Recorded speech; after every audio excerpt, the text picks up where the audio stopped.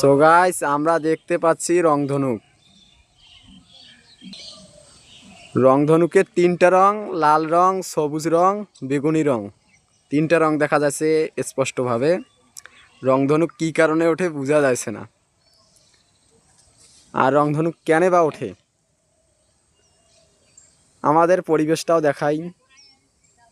ওই ম্যাগের সাথে লাগিয়ে গেছে রংধনু, আর কি দেখবো, দেখার কোনো নাই। রংধনুক এ পেশে মুছি গেছে, এখন এই পেশে নামি গেছে।